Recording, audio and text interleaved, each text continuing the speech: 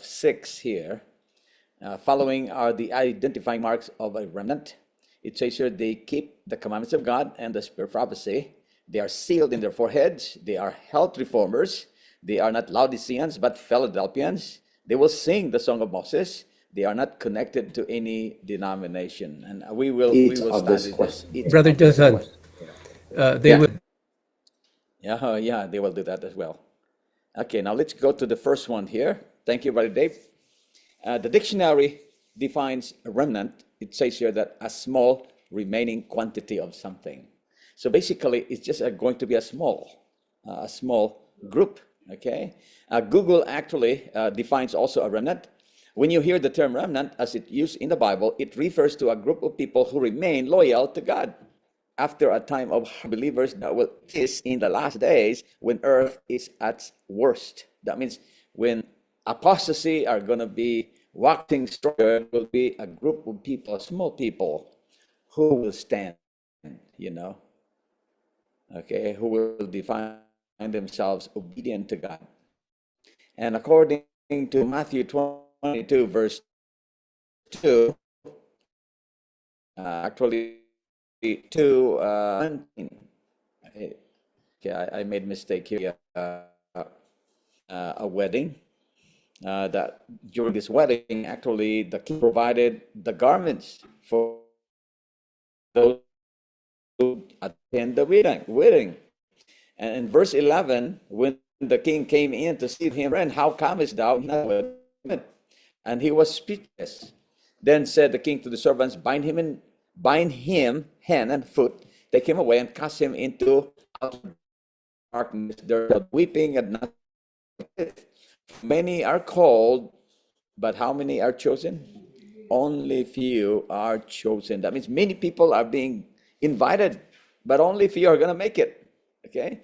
In Luke 13, 23 and 24, then said one unto him, Lord, are there few be saved? And he said unto them, strive to enter in at the straight gate, not be able. So only few. Okay. So the remnant is going to be few only, because only few will heed the message. Another thing here, God's remnant, God's remnant people of God keep the commandments. Okay, it says here, God's remnant keep the commandments of God and the spirit of prophecy, the testimony of Jesus, which is the spirit of prophecy.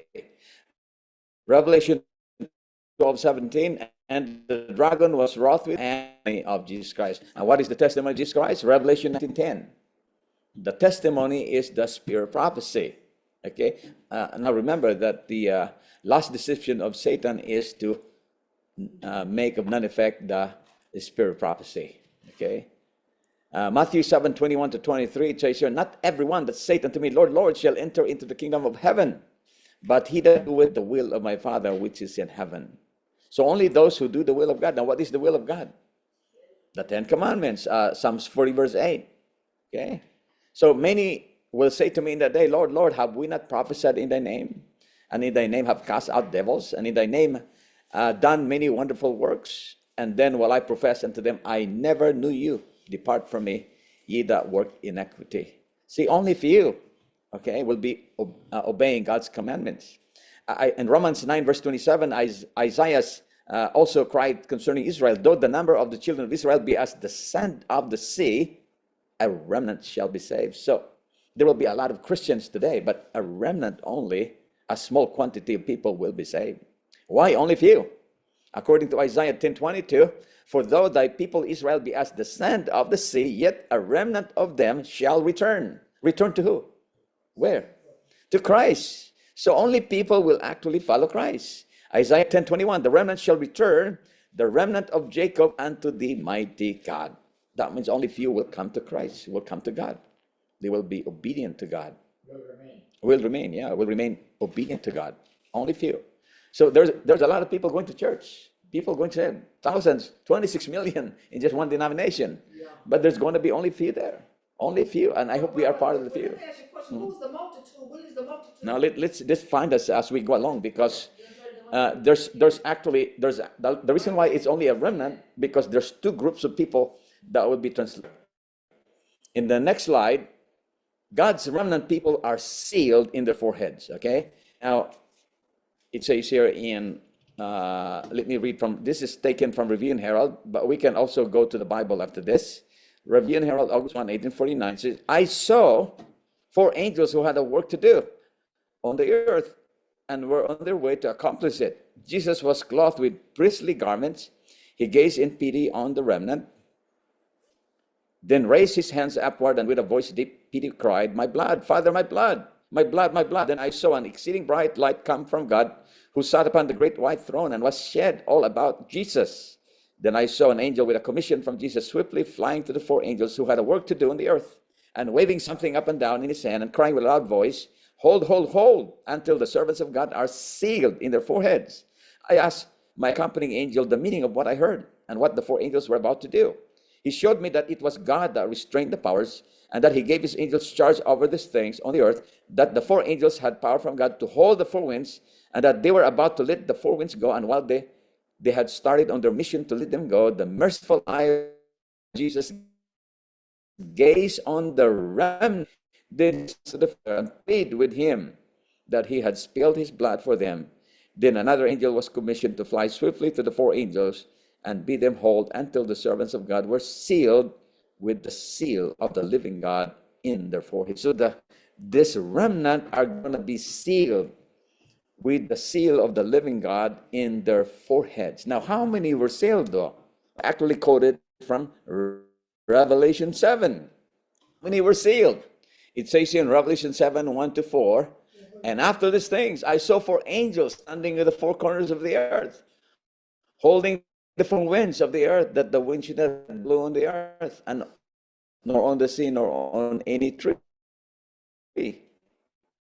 Okay. And I saw another angel ascending from the east, having the seal of, to whom it was given to hurt the earth and the sea, saying, hurt not the earth, neither the sea, nor the trees, till we have sealed the servants of our God in their foreheads. 144,000 of all the tribes of the children of Israel. So how many were sealed?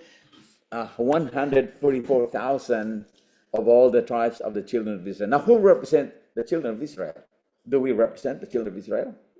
Okay, according to Romans 2, 28-29, for he is not a Jew, which is one outwardly, neither is that circumcision, which is out, is one inwardly, and circumcision is that of the heart, in that spirit, and not in the letter, whose praise is not of men, but of God. See, we are not a Jew by blood, but we can be part of the Jewish children of Israel because of Christ. Okay, it says here, for as many of you as have been baptized into Christ have put on Christ. There is neither Jew nor Greek, there is neither bond nor free, there is neither male nor female, for ye are all one in Christ Jesus. And if ye be Christ, then are ye Abraham's seed and heirs according to the promise.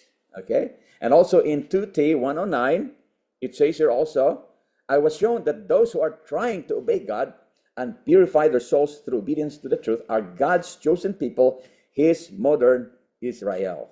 So if we are trying to obey God, we are said that only 144,000 are being mentioned are going to be sealed. Because, remember, there's 2 saints that will be taken to heaven. You have the dead in Christ and you have the living in Christ. Remember, the dead and also the living represent the living saints. That's why it's only 144,000, because they represent, why they represent the living saints only? It says here in Revelation 14, 3 and 4, and they sang as it were a new song before the throne.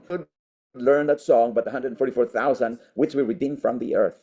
This we redeemed from among men, being the first fruits unto God and unto them. That means they are being taken, translated without experiencing death. They represent the living saints. And according to Ellen White, Early Writings 14:1, the living in number. So that's why it's a few only, because that's the only remnant that will be found obedient. I'm sure that there's multitudes which no man could number, because there are 2. You have the living saints, which the 140,000. You have the great multitudes, which no man could number. That represents the dead in Christ. Making sure we are part of that living saints, the 144,000. The great multitude, there's no seal in their forehead. They have seal as well, but they are just dead in Christ. Okay? Everyone that goes to heaven will have the seal only. Okay? Now, according to Paul, this is in 1 Thessalonians and the living in Christ. It says in 1 Thessalonians 4:16-18, for the Lord himself and with the trump of God. And the dead in Christ shall rise first. Then we which are alive and remain shall be caught up. Oh, shall we ever be with the Lord? Wherefore comfort one another with this word. So there are two saints, the dead in Christ and the living in Christ. Now, most representations of those who will be taken was a witness to Christ's victory over sin and death. He represented those who shall come forth from the grave at the resurrection of the just. So Moses represents those great multitudes who are dead. Represented those who will be living upon the earth at Christ's second coming, and who will be changed in a moment, in a twinkling of an eye. Yes. Enoch also. Yeah, Enoch. The same thing with Enoch. Enoch was translated to heaven without seeing death. The last generation who will be taken to heaven. Yeah. So it's only few. Okay, and actually there's a study about the 100 for being used there.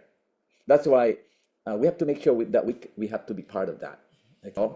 That God's remnant people are health reformers. Okay, when they were being taken from Egypt, the Lord gave them a special diet. That's it. Yeah, all right, 600,000 they came out, but how many were allowed to enter? 2 were found faithful. Yeah. Okay, now 600,000, that's so much. So what is the ratio there? Okay? Very small. That's why it says here, they're health reformers. It says the remnant people of God, believers who accept certain portions of the testimonies as the message of God, while they reject those portions that condemn their favorite indulgences. Such persons are working contrary to their own welfare and the welfare of the church. It is essential that we walk in the light while we have the light. Those who claim to its principles in daily life practice are hurting their own souls and are leaving wrong impressions upon the minds of believers and unbelievers. So we need to be a converted people. You know, it says and grain should compose our diet. Not an ounce of flesh meat should enter our stomachs. The eating of flesh is a natural. We are to return to God's original purpose in the creation. Those who are waiting for the coming of the Lord, meat eating will eventually be done away. Flesh will cease to form a part of the diet. I cannot think that in the practice of flesh eating, we are in harmony with the light which God has been pleased. Now, are the ministers included in this diet as well? Huh? This is just our. No, this is Abraham. No, the was living in the old covenant. But the thing, he was faithful to the old covenant. And so even though God allows them to eat those flesh, but God gave them a direction, special direction, that no blood to the commandments. Now try eating flesh food without those two things. How does it taste? Huh? Okay. So some of those people we say that comes out of okay, because our salvation is not our salvation. Okay, is based on the light. There will be just like before the worshiping Sunday. So those people who died faithful to the light they have, they will have salvation because that's the only light they have. But same thing with the one with the cross. The guy did not do anything because he was there, but he will be saved. There's people also be eating meat and they receive the light about the sin. And they will also be they will be saved because they don't have that. But we have all the light. God gave us all this light, so there's no reason to reject. Okay, because we will be condemned if we don't if we reject one light.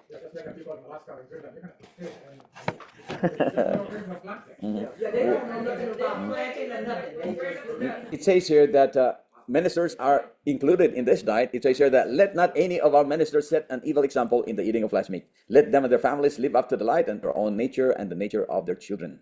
Will any who are ministers of the gospel, proclaiming the most solemn truth ever given to mortals, will those who are supported by the tithe from God's storehouse permit themselves by self-indulgence to poison the life-giving current flowing through their veins? It says here in 63:78, why do some of our ministering brethren manifest so little interest in health reform? It is because instruction of self-indulgence. In some places, this has been the great stumbling block in the way of our bringing the people to investigate and practice and teach health reform. No man should be set apart as a teacher of the people while his own teaching or example contradicts the testimony God in confusion. His disregard of health reform unfits him to stand as the Lord's messenger. Now, if we are half converted, according to this quote, many who are now only half converted on the question of meat eating will go. That's a very strong statement there. There is a pastor that doesn't know this light. But there is no excuse right now because this light has been shed already in the churches. This light has been actually given since we cannot judge because there were people who died already, didn't know about this light.